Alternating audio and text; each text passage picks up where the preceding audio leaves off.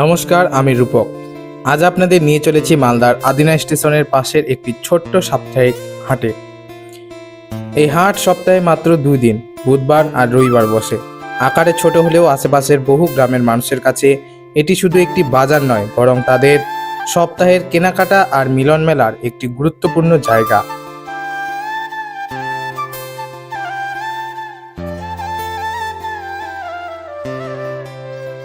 চলুন দেখে নেওয়া যাক এই হাটের গল্প। হাটে ঢুকতেই চোখে পড়ছে সারি সারি কাপড়ের দোকান। শাড়ি, গামছা, লুঙ্গি, বাচ্চাদের পোশাক সবই এখানে পাওয়া যায়।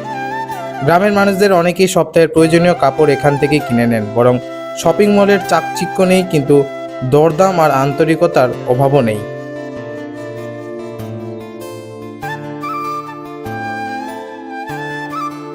এবার চলে এলাম সবজির বাজারে। চারদিকে টাটকা সবজির সমারোহ।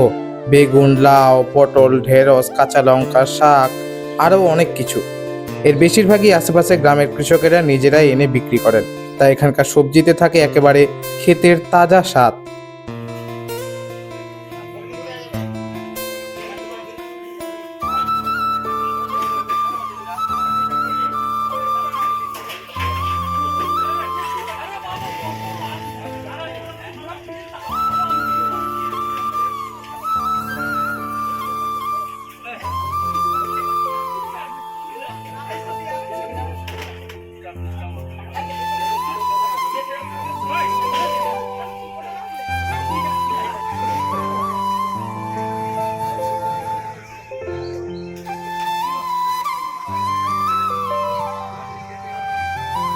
এখন আমরা এসেছি মাছের হাটে। সকালে এখানে প্রচুর ভিড় থাকে।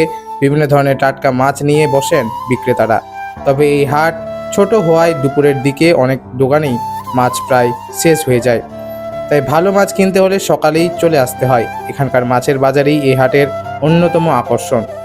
শুধু কাপড়, সবজি আর মাছ নয়, এই ছোট্ট হাটে রয়েছে আরও অনেক কিছু। প্লাস্টিকের বিভিন্ন জিনিসপত্রের দোকান, রান্নাঘরের প্রয়োজনীয় সামগ্রী, ছোটোখাটো গৃহস্থালির জিনিস, খেলনা, আর রাস্তার ধারে দাঁড়িয়ে থাকা ঠান্ডা জুসের গাড়ি। কেউ বাজার করতে এসেছেন, কেউ শুধু ঘুরতে, আবার কেউ পরিচিত মানুষের সঙ্গে দেখা করতে।